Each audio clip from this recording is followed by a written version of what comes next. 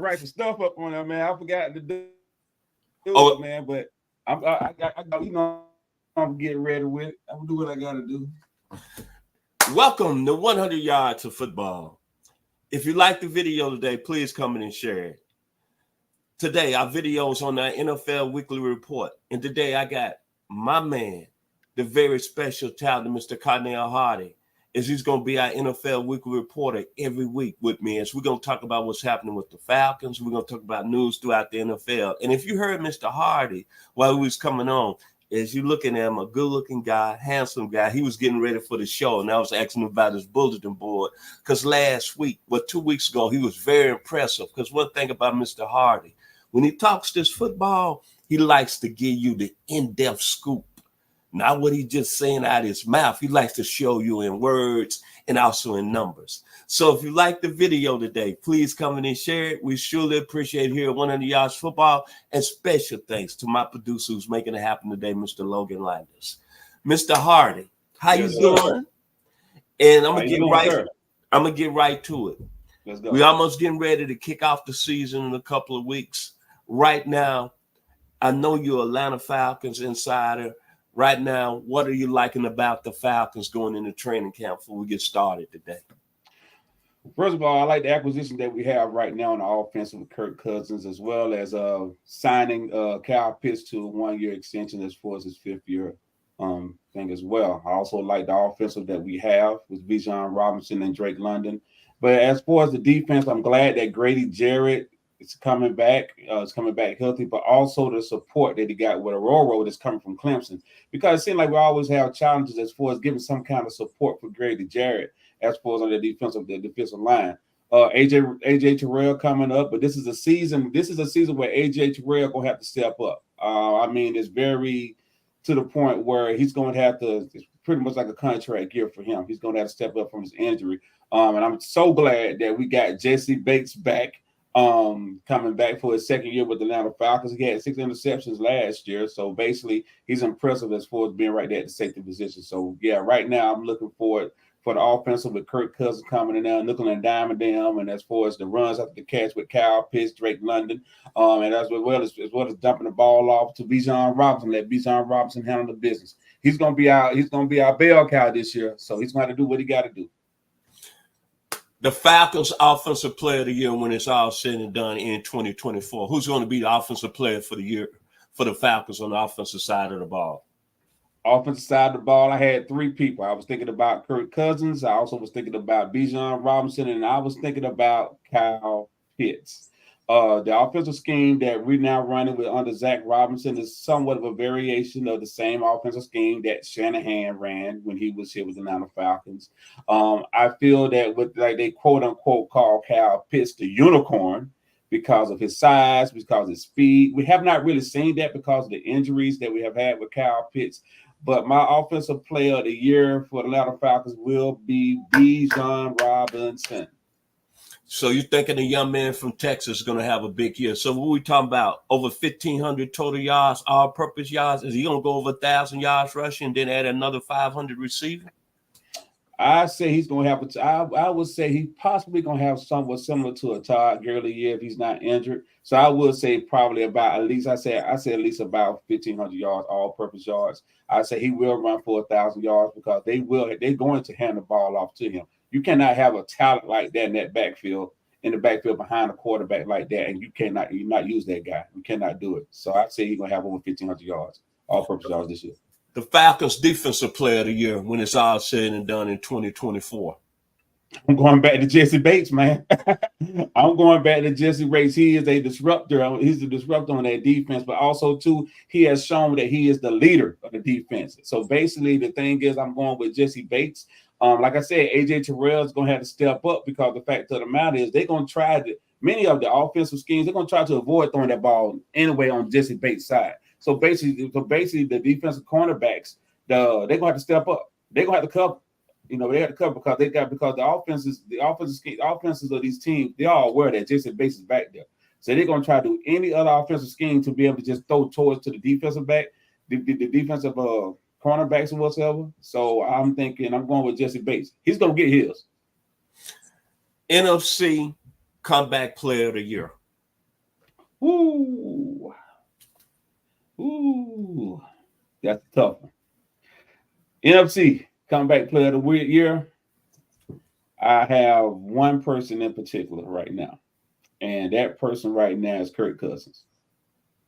The reason why I'm saying Kirk Cousins is simply because of he's coming back from an ACL injury. We already know the stats that Kirk Cousins can produce during the regular season, but the thing is, with the weapons that he has on offense, and also the ability for him to get rid of that ball, I'm going to go with Kirk Cousins. Now, the only reason why I'm saying this is because there's a thing that we call the RAC, the rack, runs after the catch. Mm-hmm. All Kirk Cousins got to do, which Matt Ryan, I'm not any Matt Ryan's fans, I'm so sorry. I like Matt Ryan, but however, if I had a Julio Jones and I throw the ball 5 yards to Julio and Julio runs for 80 yards, I get credit for 80 yards of passing. Now, with Kirk Cousins, if I throw the ball to Bijan Robinson at 10 yards, going out 10 yards, and he runs 90 yards for a touchdown, my stat's going to say what? 90. Am I right? Correct. So basically, I'm going with Kirk Cousins because of the runs after the catch.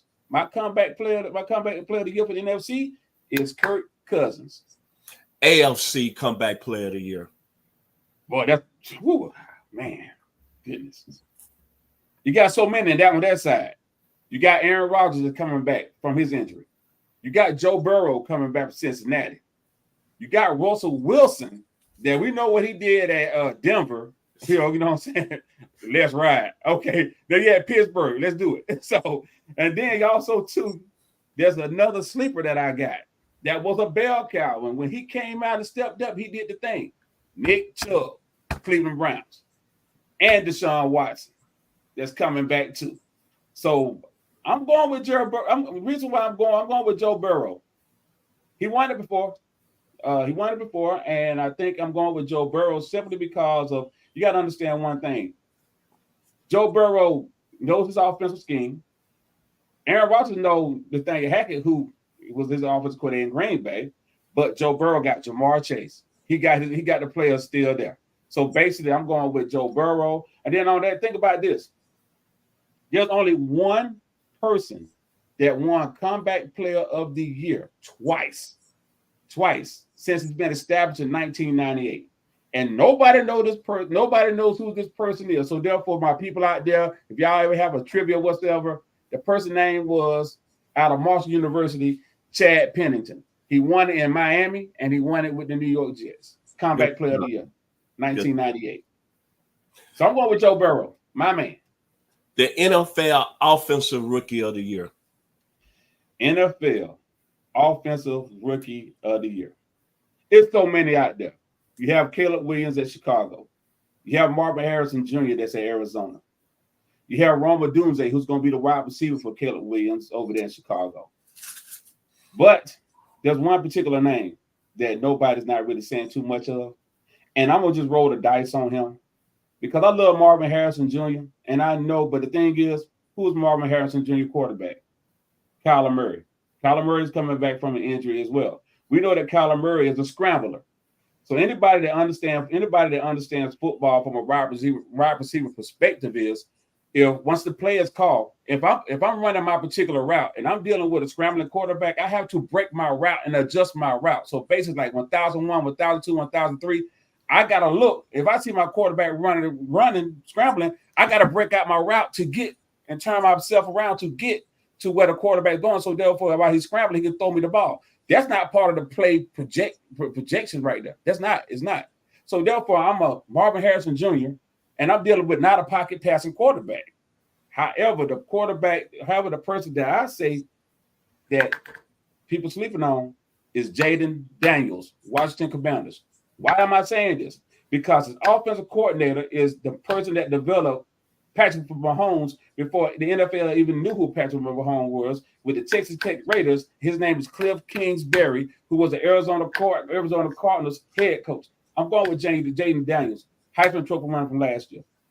Now, you know I love you, man. You know I got a lot of respect for you, but I'm going to tend to disagree with you because I'm going to start something today here on 100 Yards of Football, man. My Okay. offensive rookie of the year is going to be the young man out of the Washington, D.C. area, Gonzaga High School, was at Oklahoma. Then he went to USC. A lot of people saying he was a buzz. A lot of people don't like him. But Caleb Williams is going to send the Windy City on fire.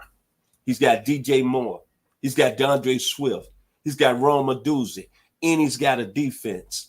That young man, I'd be very surprised if he don't have the same type of year as CJ Stroud. And he's confident. I want to tell you why I picked Caleb Williams.